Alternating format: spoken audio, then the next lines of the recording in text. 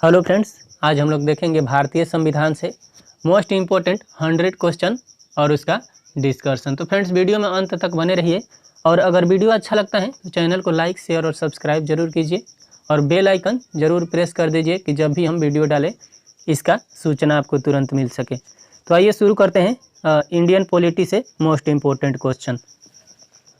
इसमें पहला क्वेश्चन है, भारतीय संविधान की प्रस्तावना में समाजवादी, धर्मनिरपेक्ष और अखंडता शब्दों को किस संशोधन द्वारा जोड़ा गया है?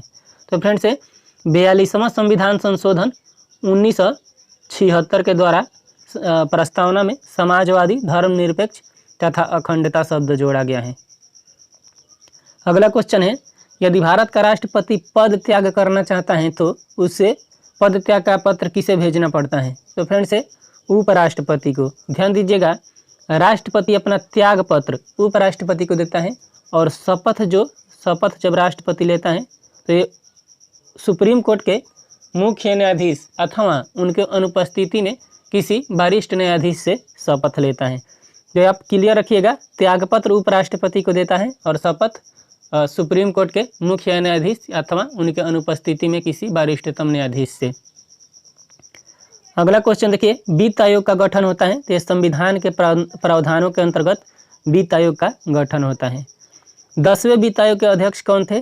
केसी पंत 10वें वित्त आयोग के अध्यक्ष थे और वर्तमान में अभी 15वां वित्त आयोग चल रहा है और 15वें वित्त आयोग के अध्यक्ष एन.के. सिंह हैं। ध्यान रखिएगा, एन.के. सिंह। राज्यसभा के द्विवार्षिक चुनावों की अधिघोषणा कौन जारी करता है? तो ये निर्वाचन आयोग जारी करता है राज्यसभा के द्विवार्षिक चुनावों का। फ्रेंड्स, जो राज्यसभा का कार्यकाल होता है वो 6 वर्ष होता है और प्रति 2 वर्ष पर एक तिहाई सदस्य जो होते हैं वो हट जाते हैं, यानी रिटायरमेंट हो जाते हैं। अगला क्वेश्चन देखिए, भारत के संविधान में अवशिष्ट शक्तियाँ किसमें निहित होता है?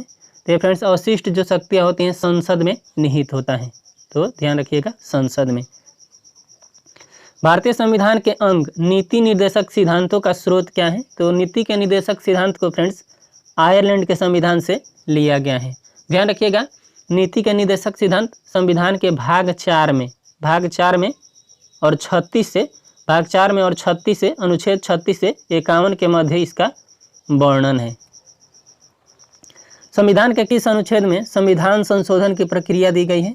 तो फ्रेंड्स, संविधान संशोधन की प्रक्रिया संविधान का अनुच्छेद 368 और ये भाग याद रखिएगा, संविधान संशोधन का वर्णन संविधान के भाग 20 में और अनुच्छेद 368 में वर्णन है। समाजवाद वह टोपी है जो सुविधानुसार पहना जा सकता है। यह कथन किस प्रसिद्ध आलोचक का है? तो ये फ्रेंड्स आलोचक थे C.E.M. जोड़ का। इनके द्वारा ही कहा गया था कि समाजवाद वह टोपी है जो सुविधानुसार पहनी जा सकती है। तो इनका नाम ध्यान रखिएगा, C.E.M. जोड़। किस एक्ट के तहत भारत सचिव की स्थापना हुआ था? तो फ्रेंड्स, भारत परिषद अधिनियम 1858 के द्वारा भारत सचिव के पद का गठन हुआ था। परिसीमन आयोग का पदेन सदस्य होता है तो परिसीमन आयोग का पदेन सदस्य मुख्य चुनाव अधिकारी होता है। संविधान के किस अनुच्छेद में यह उक्ति की केंद्रीय कार्यपालिका शक्ति के प्रयोग में कोई व्यवधान उपस्थित न हो उल्लेखित है? तो अनुच्छेद 257 में उल्लेखित है। सार्वजनिक लेखा समिति में राज्यसभा के कितने सदस्य होते हैं? 7 सदस्य होते हैं सार्वजनिक लेखा समिति में।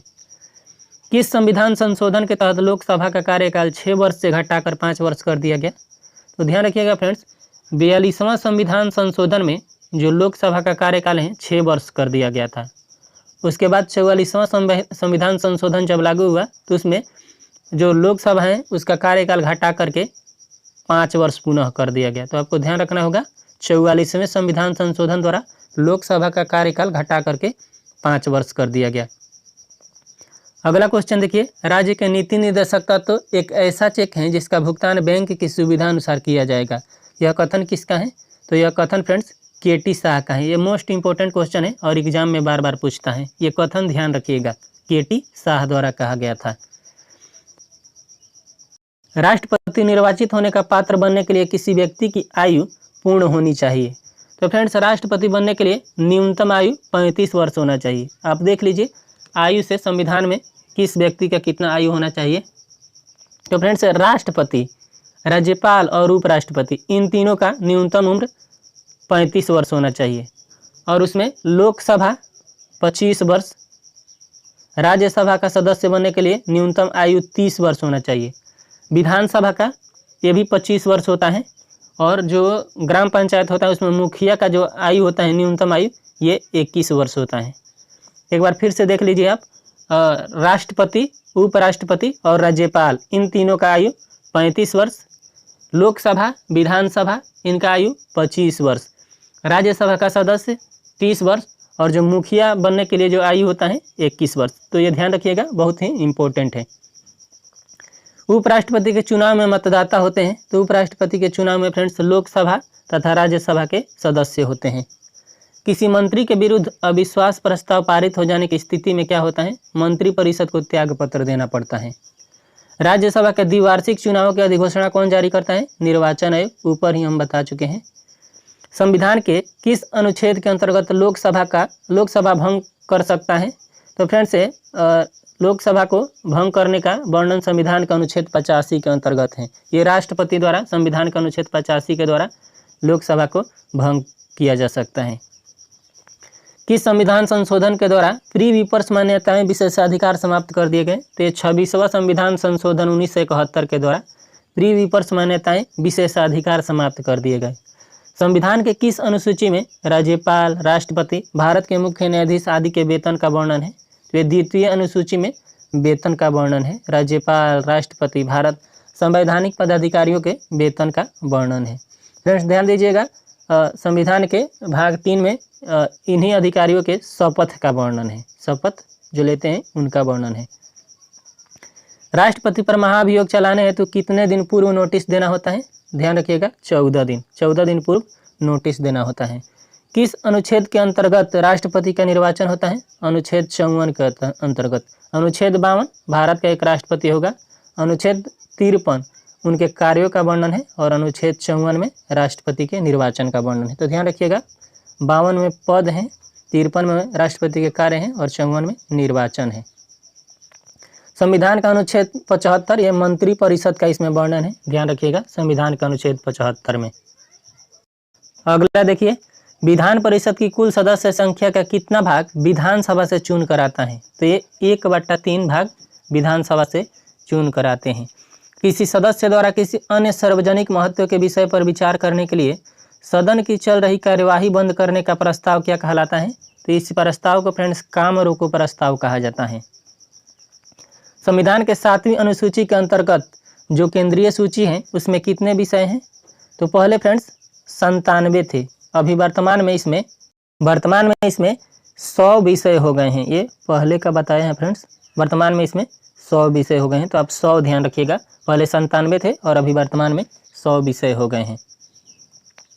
अगला देखिए, पंचवर्षीय योजना का अनुमोदन तथा पुनर्निरीक्षण किसके द्वारा किया जाता है? तो राष्ट्रीय विकास परिषद द्वारा पंचवर्षीय योजना का अनुमोदन तथा पुनर्निरीक्षण किया जाता है राष्ट्रीय विकास परिषद द्वारा।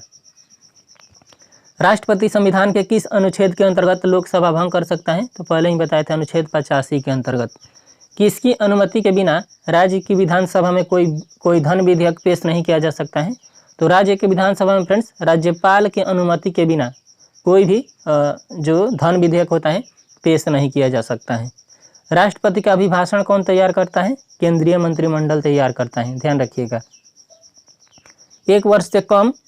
एक वर्ष में कम से कम कितनी बार संसद की बैठक होनी चाहिए? तो एक वर्ष में कम से कम 2 बार संसद की बैठक होनी चाहिए।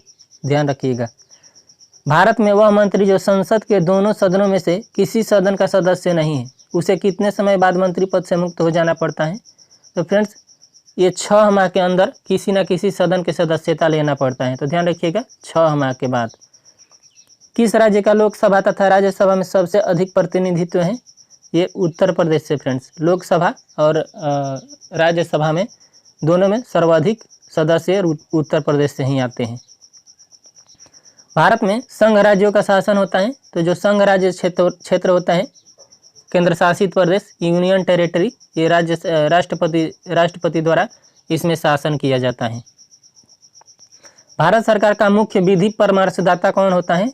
ये भारत के महान्यायवादी अटॉर्नी जनरल ऑफ इंडिया। अभी आर वेंकटरमणी है भारत के महान्यायवादी, ध्यान रखिएगा। संविधान की किस अनुसूची में केंद्र और राज्यों के बीच वैधानिक शक्तियों का बंटवारा दिया हुआ है? तो ये 7वीं अनुसूची में केंद्र और राज्यों के बीच वैधानिक शक्तियों का बंटवारा दिया गया है। उसमें 3 प्रकार के सूची हैं, संघ सूची, राज्य सूची और समवर्ती सूची। राज्यसभा में राज्यों का प्रतिनिधित्व किस आधार पर दिया जाता है? तो फ्रेंड्स, राज्यसभा में राज्यों का प्रतिनिधित्व जनसंख्या के आधार पर दिया जाता है। राज्यसभा में सबसे अधिक प्रतिनिधित्व किस राज्य का है और कितना है? तो ये उत्तर प्रदेश का है और 31 सदस्य उत्तर प्रदेश से राज्यसभा में चुन करके आते हैं। राज्य में राष्ट्रपति के चुनाव के लिए निर्वाचक मंडल के सदस्य कौन होता है? तो फ्रेंड्स, राष्ट्रपति के चुनाव के लिए लोकसभा, राज्यसभा तो राज्यों के विधानसभा के निर्वाचित सदस्य, ये वाला ध्यान रखिएगा, निर्वाचित सदस्य। संविधान के किस अनुच्छेद में भारत के नियंत्रक महालेखा परीक्षक के कर्तव्यों और शक्तियों का वर्णन है? तो संविधान के अनुच्छेद 149 में नियंत्रक एवं महालेखा परीक्षक के कर्तव्यों और शक्तियों का वर्णन है और अनुच्छेद 148 में नियंत्रक एवं महालेखा परीक्षक का वर्णन है, इनके पद का वर्णन है। संविधान के किस अनुसूची में दल परिवर्तन के आधार पर अयोग्यता के बारे में उपबंध है? 10वीं अनुसूची में दल बदल अधिनियम 10वीं अनुसूची में इसका वर्णन है। भारतीय संविधान के अंतर्गत आपात उपबंध किस देश के संविधान से लिया गया है? जर्मनी के संविधान से लिया गया है आपात उपबंध। भारत में राष्ट्रपति का चुनाव अनुपातिक प्रतिनिधित्व प्रणाली के आधार पर एकल संक्रमणीय मतदान द्वारा होता है। अनुपातिक प्रतिनिधित्व प्रणाली तथा एकल संक्रमणीय मतदान का क्या तात्पर्य है? तो देख लीजिए फ्रेंड्स, सभी विधानसभाओं के निर्वाचित सदस्यों का मत तथा संसद के निर्वाचित सदस्यों के मत को बराबर यह अनुपातिक प्रतिनिधित्व प्रणाली कहलाता है। यानी राज्यसभा के जो राज्य के विधानसभा के सदस्य होते हैं, निर्वाचित सदस्य होते हैं, तथा संसद के जो सदस्य होते हैं, दोनों के जो मत होते हैं उसको आपस में बराबर किया जाता है। इसको अनुपातिक प्रतिनिधित्व प्रणाली कहा जाता है। तथा एकल संक्रमणीय मत का तात्पर्य है कि मतदान वरीयता क्रम में दिया जाता है। जो राष्ट्रपति का चुनाव होता है उसमें आप किसी एक व्यक्ति को मत नहीं देते हैं, बल्कि पोजीशन के अनुसार 1 पर हम इनको चुन रहे हैं, 2 पर किसी और को चुन रहे हैं, 3 पर किसी और को चुन रहे हैं, ऐसे मतदान होता है। तो इसे ही फ्रेंड्स एकल संक्रमणीय मत पद्धति कहा जाता है। अगला देखिए, पांडिचेरी के प्रशासक तथा अंडमान निकोबार द्वीप समूह के प्रशासक को क्या कहा जाता है? तो ये उपराज्यपाल कहा जाता है, ध्यान रखिएगा, उपराज्यपाल। लोकलेखा समिति के कुल 22 सदस्यों में राज्यसभा के कितने सदस्य होते हैं? 7 राज्यसभा से होते हैं और ध्यान रखिएगा 15 लोकसभा के सदस्य होते हैं लोकलेखा समिति में। अगला देखिए, किस उच्च न्यायालय में न्यायाधीशों की संख्या सर्वाधिक है? तो फ्रेंड्स, इलाहाबाद उच्च न्यायालय में न्यायाधीशों की संख्या सर्वाधिक है और जो गुवाहाटी हाईकोर्ट है, न्यायालय है, उसका अधिकार क्षेत्र सबसे ज़्यादा है। तो अधिकार क्षेत्र अगर पूछे तो आप गुवाहाटी आंसर कीजिएगा और न्यायाधीशों की संख्या पूछे तो इलाहाबाद उच्च न्यायालय को। संविधान सभा के प्रारूप समिति के अध्यक्ष डॉक्टर BR अम्बेडकर थे। इस समिति के सदस्यों की संख्या कितनी थी? तो यहाँ पर आप ये दिख नहीं रहा है, लेकिन 7 इस समिति के सदस्यों की संख्या थी, 7 प्रारूप समिति के सदस्यों की संख्या। किसकी अनुमति से कोई भारतीय नागरिक विदेशी सरकार से कोई उपाधि या सम्मान प्राप्त कर सकता है? तो ये फ्रेंड्स भारत के राष्ट्रपति की अनुमति से, अनुच्छेद 18 के तहत और भारत के राष्ट्रपति की अनुमति से। संविधान के किस संशोधन द्वारा मौलिक अधिकार की संख्या घटा दी गई? तो फ्रेंड्स 44वें संविधान संशोधन द्वारा मौलिक अधिकारों की संख्या घटा दी गई। मौलिक अधिकार में फ्रेंड्स 19F में जो क्या बोलते हैं संपत्ति के अधिकार का वर्णन था 19F में, जिसे फ्रेंड्स हटा करके कानूनी अधिकार के तहत 300A में कर दिया गया है, ध्यान रखिएगा। तो 44वें संविधान संशोधन द्वारा इसे किया गया, तो ध्यान रखिएगा संपत्ति के अधिकार को हटाया गया मौलिक अधिकार से। अगला देखिए, राजस्थान उच्च न्यायालय कहाँ स्थित है? तो ध्यान रखिएगा राजस्थान उच्च न्यायालय जोधपुर में स्थित है। भारत के प्रथम चुनाव आयुक्त सुकुमार सेन है और अभी वर्तमान में शक्तिकांत दास हैं और भारत के 25वें चुनाव आयुक्त हैं, 25वें क्रम के चुनाव आयुक्त हैं, ध्यान रखिएगा। लोक लेखा समिति में कितने सदस्य होते हैं? 22 सदस्य होते हैं, ध्यान रखिएगा। इसमें 15 लोकसभा के सदस्य होते हैं और 7 राज्यसभा के। भारत के किस राज्य के लिए राज्यपाल शासन लागू करने का वैधानिक प्रावधान है? जम्मू कश्मीर। अगला देखिए, भारतीय संविधान के किस भाग को संविधान की आत्मा कहा जाता है? संविधान के प्रस्तावना को, संविधान के प्रस्तावना को संविधान का आत्मा कहा जाता है। संविधान के अनुच्छेद 14 में उल्लेखित शब्दावली विधि का सम्मान संरक्षण किस देश के संविधान से लिया गया है? अमेरिका के संविधान से लिया गया है। विधि के समक्ष समानता। मौलिक अधिकार की सुरक्षा हेतु न्यायालय कितने प्रकार के रीट जारी कर सकता है? 5 प्रकार के। समान न्याय और निःशुल्क विधिक सहायता का प्रावधान संविधान के किस अनुच्छेद में है? अनुच्छेद 39 में है। भारतीय संविधान की संघ और राज्यों के बीच शक्ति विभाजन की विधि किस देश के संघ की प्रेरणा पर आधारित है? कनाडा। कनाडा जो शक्ति का विभाजन है कनाडा के संविधान से लिया गया है। संसद का अधिवेशन प्रारंभ होने के कितने दिन पश्चात अध्यादेश अप्रभावी हो जाता है? यदि इस बीच संसद एक प्रस्ताव द्वारा उस पर अपनी स्वीकृति न दे दे तो ये 6 सप्ताह के बाद फ्रेंड्स अप्रभावी हो जाता है। 42वें संविधान संशोधन द्वारा संविधान के किस अनुच्छेद में मौलिक कर्तव्यों को जोड़ा गया है? ये अनुच्छेद 51A में। अनुच्छेद 51A में भाग 4 क और अनुच्छेद 51A में भाग 4A और अनुच्छेद 51A में मौलिक कर्तव्य को जोड़ा गया है। ध्यान रखिएगा, मौलिक कर्तव्य को रूस के संविधान से लिया गया है। मौलिक कर्तव्य को, ये भी आप ध्यान रखेंगे। मौलिक अधिकार को मौलिक अधिकार को अमेरिका के संविधान से लिया गया है।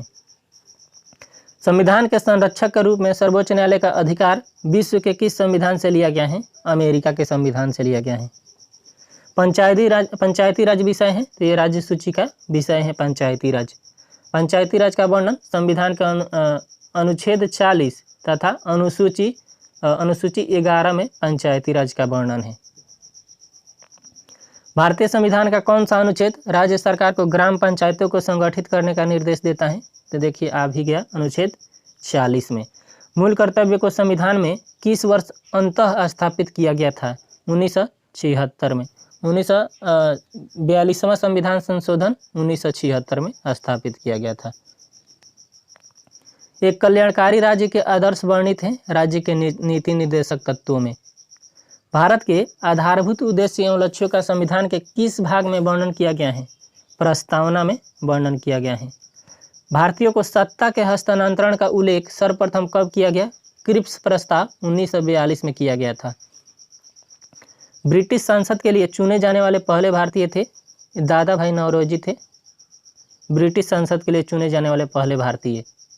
अगला देखिए, यह कथन किसका है कि भारत का संविधान संघीय कम और एकात्मक अधिक है? केसी व्हीयर का ये कथन है फ्रेंड्स। ये कथन ध्यान रखिएगा, भारत का संविधान संघीय कम और एकात्मक अधिक है। संविधान के भाग 3 में वर्णित मौलिक अधिकार को वर्तमान संख्या क्या है? तो वर्तमान में मौलिक अधिकारों की संख्या 6 है। लोकसभा का कोरम कुल सदस्य संख्या कितनी है?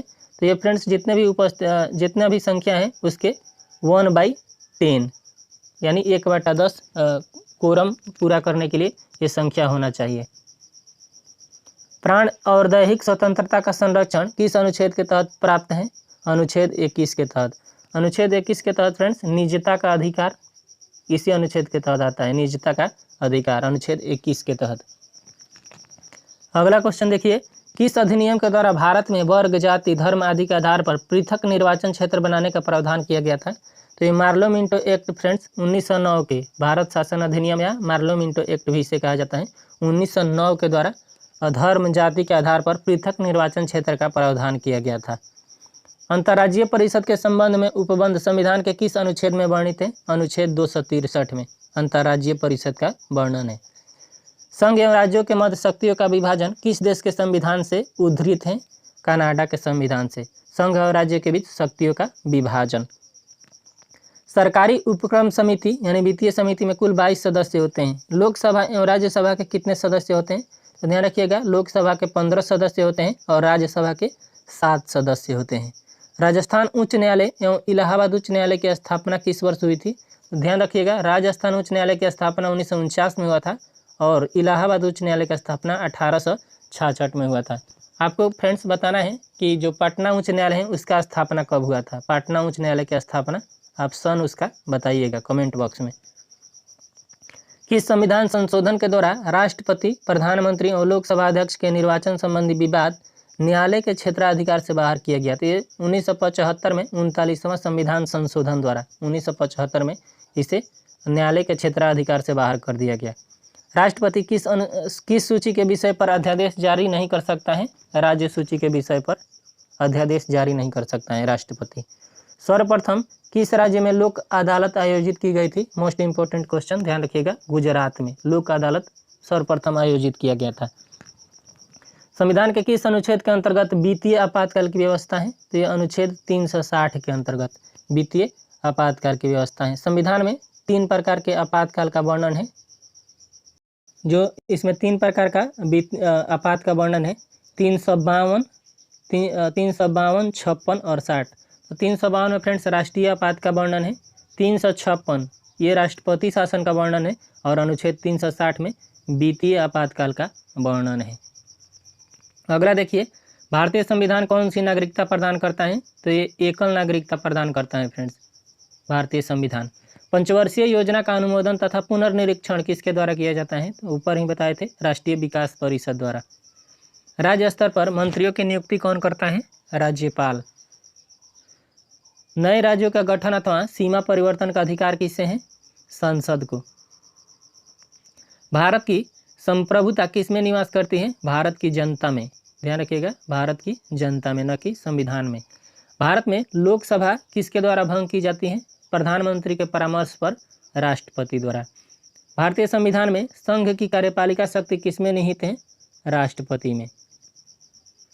भारतीय संघ की कार्यपालिका का प्रधान राष्ट्रपति है और उसमें संघ की कार्यपालिका शक्ति निहित है। राष्ट्रपति शक्ति का प्रयोग किसकी सहायता से करता है? केंद्रीय मंत्रिमंडल की सहायता से करता है राष्ट्रपति। कानून निर्माण हेतु प्रस्तावित विधेयक के कितने वाचन होते हैं? 3। राष्ट्रपति कितने समय अंतराल के पश्चात वित्त आयोग का गठन करता है? प्रत्येक 5 वर्ष पर वित्त आयोग का गठन किया जाता है। भारतीय संविधान में शामिल समवर्ती सूची किस देश के संविधान की देन है? तो फ्रेंड्स, समवर्ती सूची ऑस्ट्रेलिया के संविधान से लिया गया है, ध्यान रखिएगा। समवर्ती सूची और ऑस्ट्रेलिया के संविधान से लिया गया है। भारतीय संविधान की प्रस्तावना के अनुसार भारत के शासन की सर्वोच्च सत्ता किसमें निहित है? भारत की जनता में। संविधान के किस भाग में मौलिक अधिकार के प्रावधानों को शामिल किया गया है? भाग 3 में। भाग 3 में अनुच्छेद 12 से 35 तक वर्णन है मौलिक अधिकार का, ध्यान रखिएगा, अनुच्छेद 12 से 35। संविधान में प्रेस की स्वतंत्रता का अलग से उल्लेख नहीं है। यह स्वतंत्रता किस अनुच्छेद में अंतर्निहित है? 19(1) में। 19(1) में प्रेस की स्वतंत्रता और बोलने की स्वतंत्रता 19(1) में वर्णित है। तो ये था फ्रेंड्स संविधान से, भारतीय संविधान से मोस्ट इम्पोर्टेंट 100 क्वेश्चन। कैसा लगा आप लोगों को कमेंट बॉक्स में ज़रूर बताइएगा। मिलेंगे अगले वीडियो में। फ्रेंड्स, अगर वीडियो अच्छा लगा है तो चैनल को लाइक, शेयर और सब्सक्राइब जरूर कर दें, और जब भी सब्सक्राइब करें बेल आइकन जरूर प्रेस कर दें कि जब भी हम वीडियो डालें इसका इन्फॉर्मेशन आपको मिल सके। तो आज के लिए इतना ही, मिलेंगे पॉलिटी के अगले वीडियो में। तब तक के लिए थैंक यू, जय हिंद।